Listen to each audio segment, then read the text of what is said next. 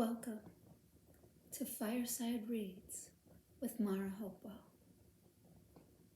Tonight, we will be reading Yes to Life in Spite of Everything.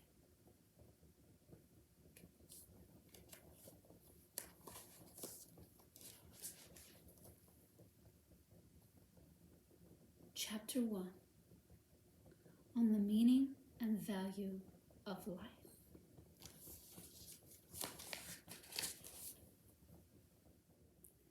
Earlier, we needed to use the game of chess as an allegory for the position of the human being in existence. For his always being confronted by the questions of life. With our example of the best chess move, we wanted to show how the question of life can only be thought of as a concrete, specific one, as a single question that relates to one person and one situation, one particular person and one particular moment. We must take the game of chess as an allegory. Now when we must show how completely absurd it is to attempt to solve a life problem by committing suicide. Let us imagine for a moment a chess player is faced with a chess problem and he cannot find the solution. So, what does he do? He hurls the pieces off the board. Is that a solution to the chess problem? Certainly not. But this is exactly how the suicide behaves. He throws his life away and thinks he has thereby found a solution for a seemingly insolvable life problem. He does not know that in doing so he has flouted the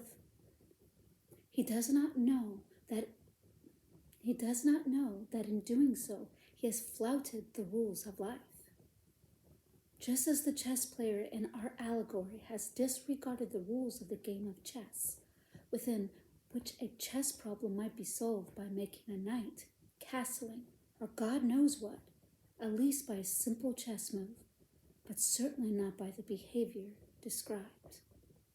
Now, the suicide also flouts the rules of the game of life. These rules do not require us to win at all costs, but they do demand from us that we never give up the fight. Perhaps someone will now object. They admit that the suicide's behavior goes against all reason.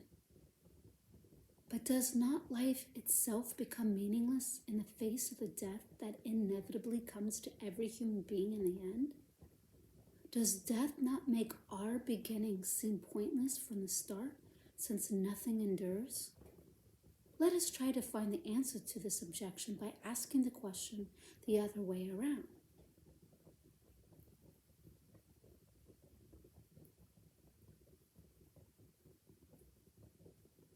Let us ask ourselves, what if we were immortal? And we can give the answer. If we were immortal, then we could postpone everything, but truly everything. Because it would never matter whether we did a particular thing right now, or tomorrow, or the day after, or in a year, or in 10 years, or whenever. No death, no end would be looming over us. There would be no limitation of our possibilities. We would see no reason to do a particular thing right now, or surrender ourselves to an experience just now. Or surrender ourselves to an experience just now. There would be time. We would have time, an infinite amount of time. Conversely, the fact, and only the fact, that we are mortal, that our lives are finite, that our time is restricted, and our possibilities are limited. This fact is what makes it meaningful to do something, to exploit a possibility and make it become a reality. to fulfill it, to use our time and occupy it. Death gives us a compulsion to do so. Therefore, death forms the background against which our act of being becomes a responsibility. If we look at things that way, then essentially it may prove to be quite irrelevant to us how long a human life lasts. Its long duration does not automatically make it meaningful, and it's possible briefness makes it far from meaningless. We also do not judge the life history of a particular person by the number of pages in the book that portrays it, but only by the richness of the content it contains. And there is another question we should address on this occasion. The question of whether the life of a person who has not produced offspring may become meaningless by that very fact alone. We can answer, either a life, an individual life, has meaning, and it must also keep its meaning. If it is not reproduced, if it does not engage in this, we can say highly illusory,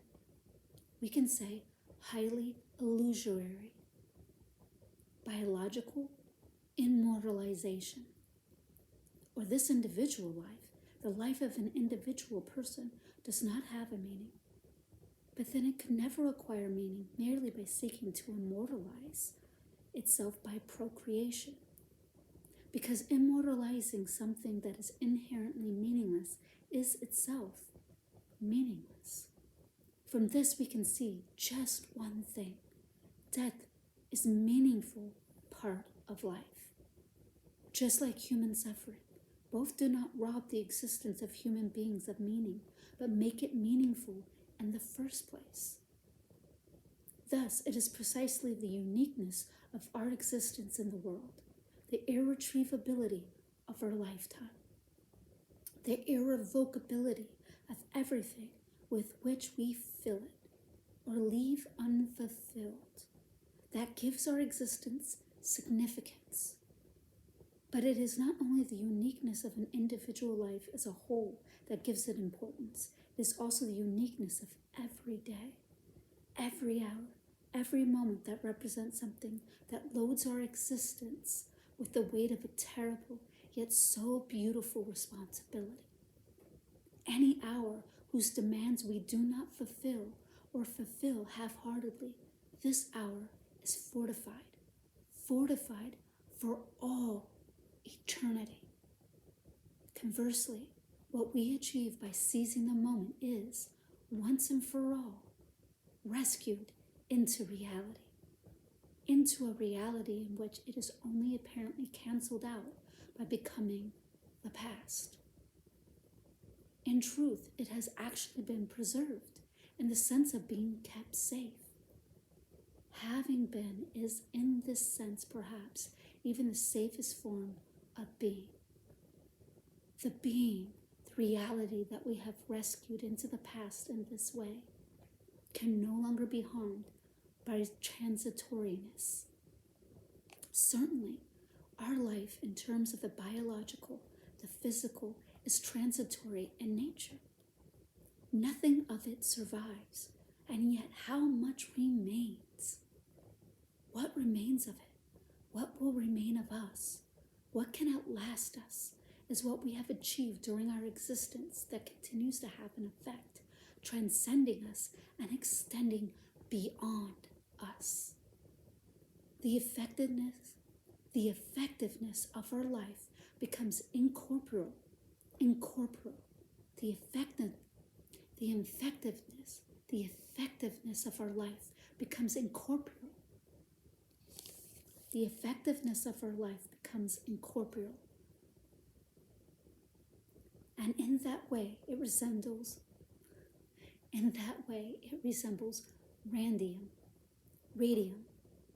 The effectiveness of our life becomes incorporeal, and in that way it resembles radium, whose physical form is also during the course of its lifetime. and radioactive materials are known to have a limited lifetime, increasingly converted into radiation energy, never to return to materiality. What we radiate into the world, the waves that emanate from our being, that is what will remain of us when our being itself has long since passed away. There is a simple way, one would almost say a trick, to demonstrate the full extent of the responsibility with which our existence is so poignantly loaded, a responsibility that we can only face trembling.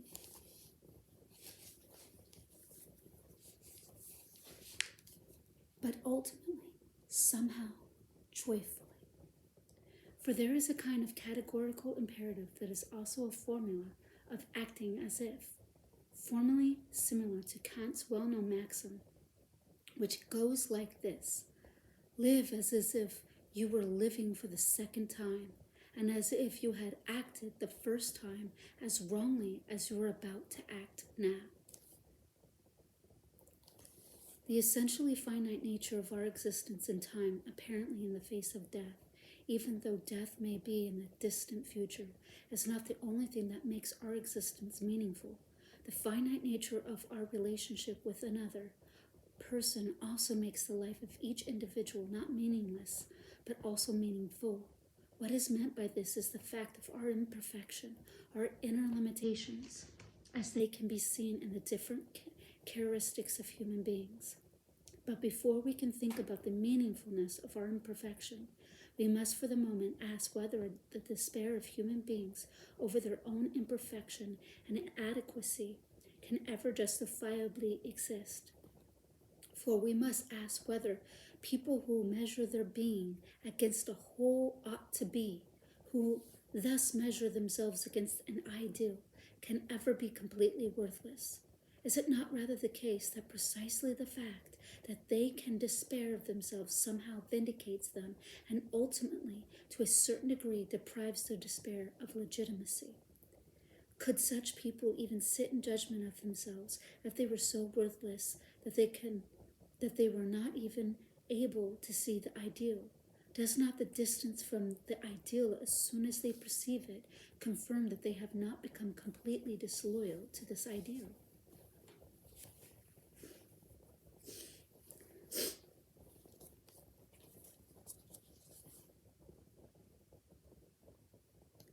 And now to the question of the meaning of our imperfections and of our particular imbalances. Let us not forget that each individual person is imperfect, but each is imperfect in a different way, each in his own way. And as imperfect as he is uniquely imperfect. So expressed in a positive way, he becomes somehow irreplaceable, unable to be represented by anyone else, unchangeable. In the evolution of living beings, cells are known to have been capable of anything. A primitive cell can do anything. It can feed, move, reproduce, and somehow sense its environment, etc.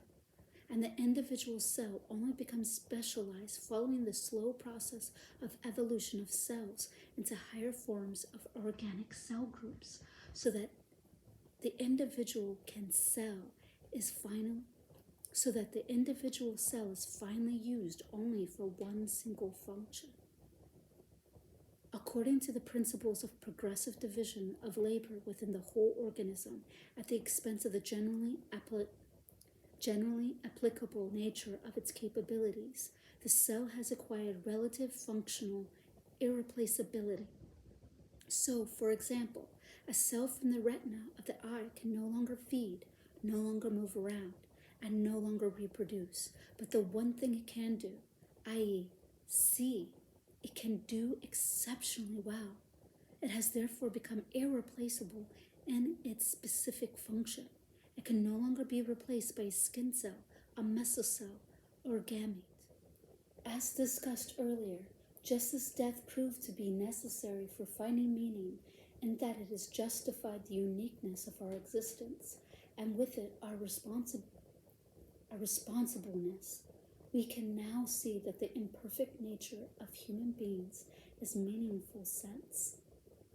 Now regarded positively, It represents the individuality of our essential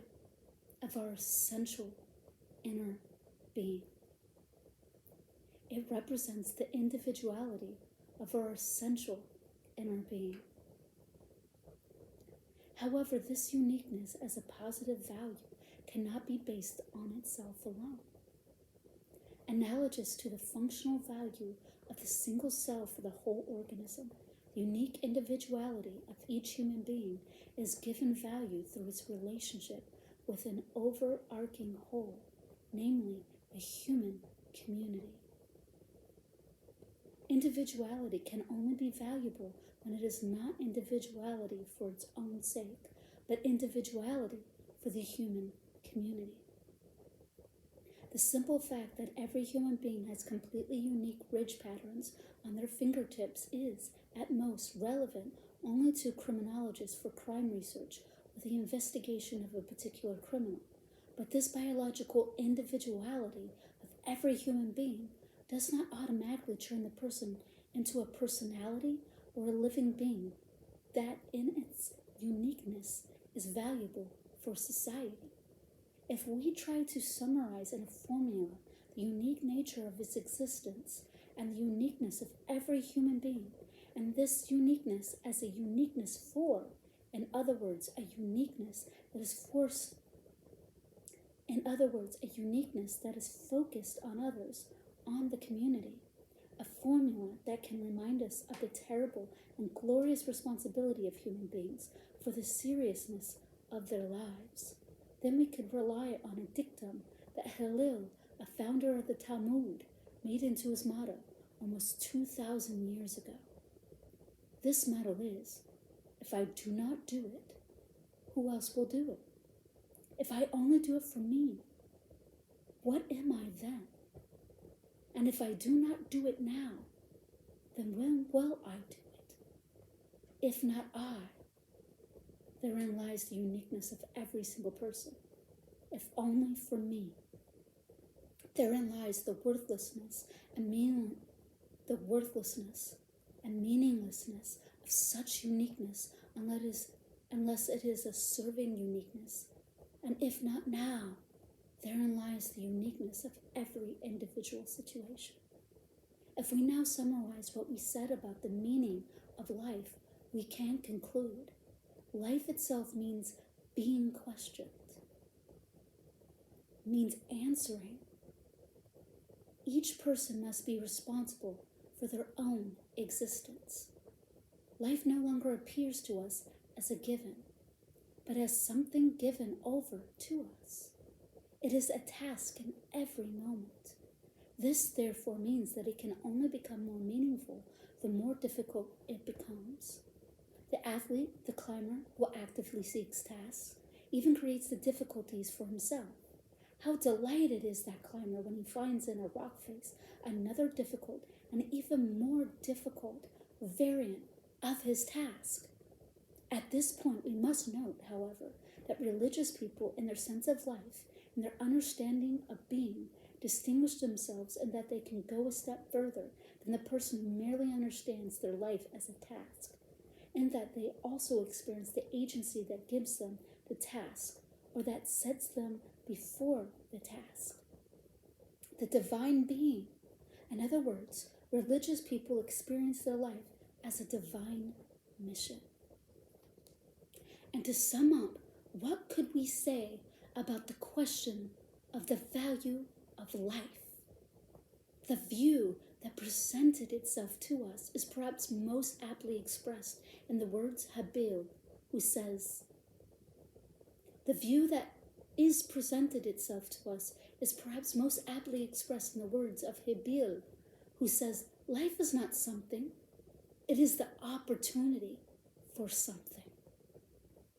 Life is not something, it is the opportunity for something. This has been Fireside Reads with Mara Hopewell. Yes to life, in spite of everything.